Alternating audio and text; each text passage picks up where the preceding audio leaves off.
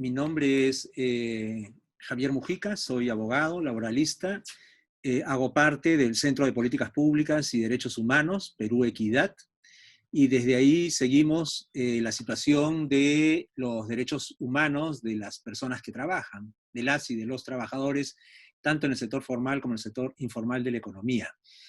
Voy a referirme a la situación de los trabajadores durante la actual crisis sanitaria del coronavirus para enfatizar en primer lugar que los trabajadores no la han pasado bien ni la están pasando bien en este contexto, pero que esta situación no es una situación novedosa para los trabajadores porque las políticas contrarias al ejercicio de sus derechos no empezaron con el coronavirus, sino que vienen y se arrastran desde mucho antes. Las políticas laborales enfocadas en reducir el ámbito de protección de los derechos humanos de las personas que trabajan, comenzaron hace aproximadamente 40 años, cuando se implementó un enfoque de flexibilización de la legislación laboral que tenía como objetivo, como propósito, como fin declarado, promover a través de esta flexibilización de las reglas laborales la mayor contratación de trabajadores, la generación de condiciones para una mayor formalización de la economía. Y uno puede leerlo esto perfectamente en el preámbulo, en la exposición de motivos del decreto legislativo 728 que se dictó en 1991 y que inauguró una sucesión de normas que posteriormente regularon con este enfoque de flexibilización tanto el ejercicio de los derechos individuales de los trabajadores como de sus derechos colectivos. Las medidas adoptadas en este marco de flexibilización laboral han incluido, especialmente en el campo individual, la facilitación de la contratación temporal de trabajadores y de sus despidos, tanto individuales como colectivos. Y en el ámbito del derecho colectivo del trabajo, una intensa presión estatal para reducir el alcance de la negociación colectiva, del propio ejercicio de la sindicalización y mucho más el de las medidas de presión implementadas por los trabajadores, como es el caso de la huelga. Este enfoque ha sido un enfoque que ha fracasado en el logro de este objetivo, porque 40 años más tarde lo que nosotros apreciamos es que 7 de cada 10 personas que trabajan en el Perú lo hacen en el sector informal de la economía, es decir, sin protección social, sin el alcance de las normas del derecho del trabajo. E incluso en el sector formal de la economía, al menos una quinta parte de los trabajadores que están en el sector formal de la economía son trabajadores que están en negro, cuya relación laboral es desnaturalizada, no es reconocida como tal. Y esto significa que esta informalidad no solamente alcanza a los trabajadores ocupados en estas condiciones en el sector privado, sino incluso también en el sector público, donde una importante porción de trabajadores están contratados en formas deslaboralizadas, es decir, ya sea a través de estos famosos contratos administrativos de servicios o de las llamadas órdenes de servicio, que son formas de locación civil y no laboral de prestación de labores, siempre sin protección social o con menos derechos que en el régimen común. No obstante ello, el alcance de la informalidad no solamente es enorme, sino que incluso en el sector formal de la economía, 7 de cada 10 trabajadores están vinculados por contratos temporales, carecen de todo tipo de estabilidad y de seguridad jurídica, y esto ha impactado terriblemente en la sindicalización y el ejercicio del derecho de negociación colectiva, porque la tasa hoy de sindicalización no supera el 6% en el sector privado y de negociación colectiva incluso menos, lo que dice de que las condiciones de empleo son en general precarias y los niveles remunerativos muy por debajo de lo que deberían ser. Esto a su vez impacta en la economía porque el nivel de consumo y de la demanda agregada es muy limitado, y esta es la razón por la cual la mayor parte de las familias peruanas viven en una lógica de sobrevivencia y no de acumulación, y la mayor parte de la actividad económico-productiva en la micro y pequeña empresa que explican el 85, si no el 90% del empleo en el país, también están en una lógica de subsistencia, con dificultades para generar economías de escala, para realmente desarrollar nuestro mercado interno. Y esta misma lógica ha estado presente en las medidas que se han adoptado durante la actual crisis sanitaria. Las medidas implementadas no han pasado por el diálogo social, no han sido consultadas con los trabajadores, los han afectado, pero no les preguntaron. Y en general, estas medidas han estado orientadas a que los propios trabajadores financien su propia crisis personal y familiar. Las medidas han estado orientadas a facilitar que los trabajadores hagan uso de sus recursos previsionales, ya sea su compensación por tiempo de servicios, o sea, sus fondos en sus cuentas individuales en las administradoras privadas de fondos de pensiones. Los trabajadores han financiado con sus recursos, con sus ahorros, con su futuro, su pésima situación en el presente.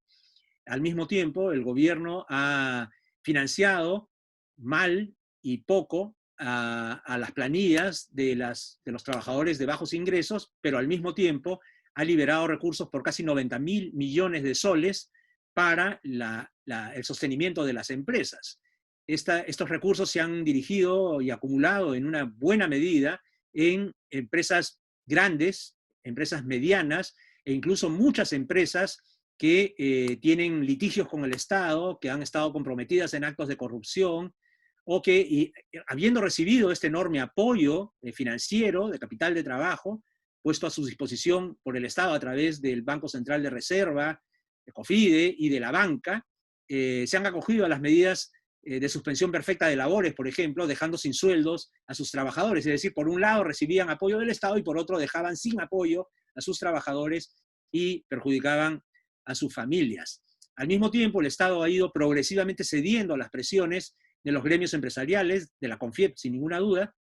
y relajado sus medidas de protección para los trabajadores. Y entonces los requisitos de desempeño en materia de bioseguridad para la reanudación de labores, o incluso antes, durante la ejecución de labores en actividades consideradas esenciales, incluso en actividades no consideradas esenciales, pero que han seguido funcionando, por ejemplo, en el caso de la minería, ha significado una mayor exposición de la vida y de la salud de los trabajadores. Si antes se exigía que para poder reanudar labores, uno no debía ser una persona mayor de 60 años o no debía tener una masa de índice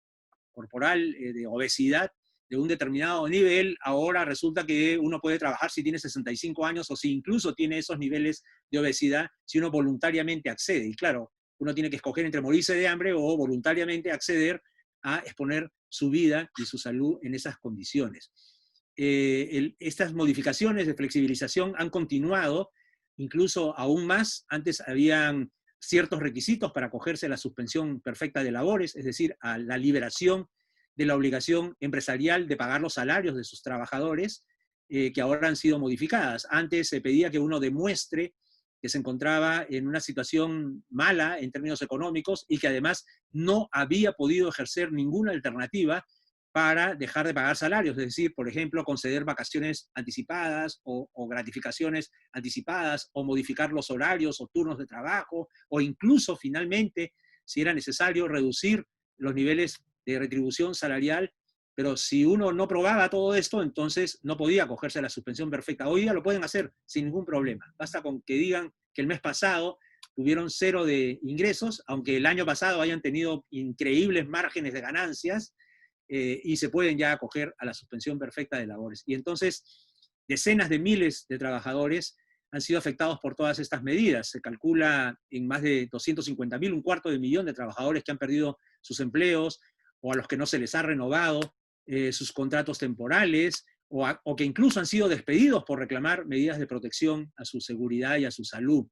Y otras decenas de miles de trabajadores están sufriendo la famosa suspensión perfecta de labores, es decir, todo en contra de ellos y ninguna medida pensando en su seguridad o en la protección de sus derechos. Por eso los trabajadores, las centrales sindicales, están reclamando medidas de corto y de mediano plazo para superar esta situación desde un enfoque basado en la protección de los derechos humanos de estas personas que trabajan, porque estas son obligaciones del Estado. Perú ha ratificado un amplio número de tratados internacionales de derechos humanos y de convenios y recomendaciones de la OIT que así lo establecen. Y estas son obligaciones que priman sobre cualquier otra obligación. Y en el corto plazo, entonces, las centrales sindicales están exigiendo la revocación de todos los despidos arbitrarios que se han producido por las causas que ya he señalado. La revocación de la suspensión perfecta de labores de aquellas empresas que incluso ya la empezaron a aplicar antes de que se dicten normas regulando su ejercicio. La revocación de la suspensión perfecta de labores en aquellas empresas que la han aplicado a pesar de que se han acogido a las ayudas dispuestas por el gobierno. La revocación de estas medidas de flexibilización de las condiciones de protección y de bioseguridad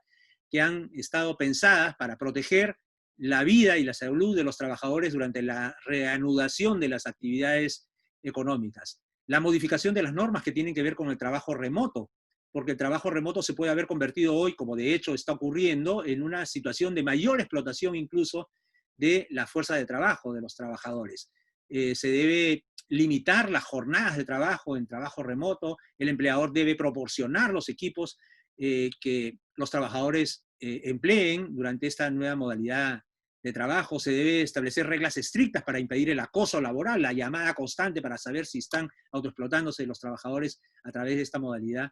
laboral. Se debe derogar las normas que eliminaron la obligación de los exámenes ocupacionales en las empresas o de la auditoría de los sistemas de seguridad y salud en el trabajo, porque esta es una garantía para proteger la vida y la salud de los trabajadores. Y los protocolos de bioseguridad que se establezcan en los distintos sectores tienen que hacerse en consulta con los trabajadores, tienen que hacerse con ellos, no en contra de ellos.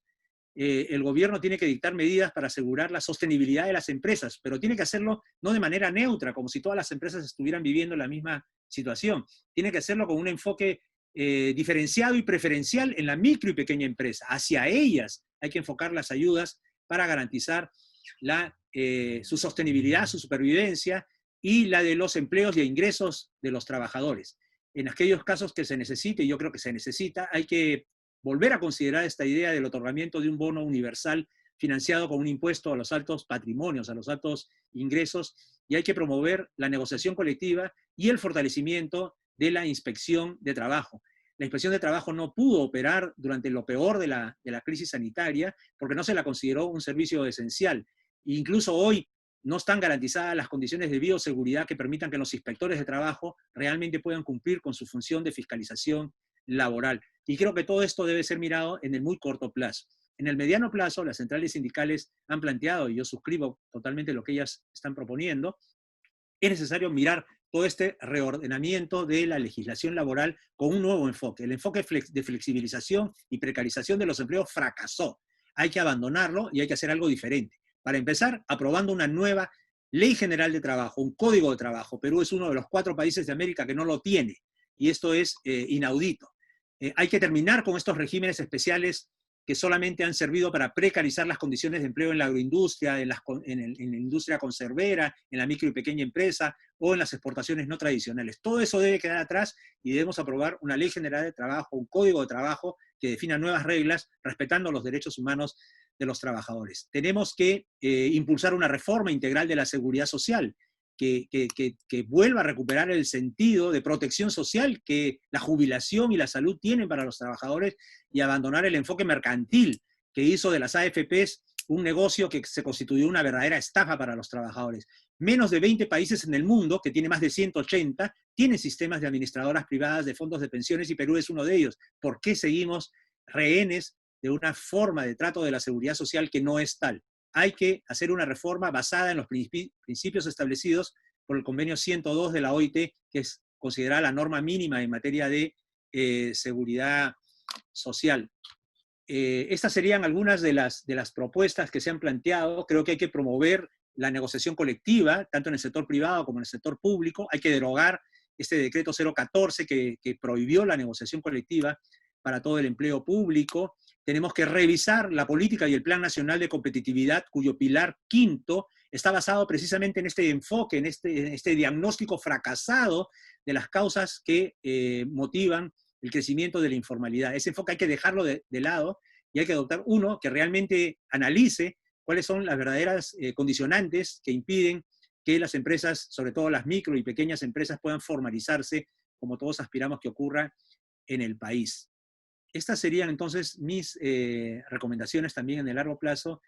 y yo solamente hago votos porque las y los trabajadores, ustedes que me están escuchando, puedan tener un presente seguro, sano y puedan reanudar sus actividades para mejorar el bienestar de sus familias.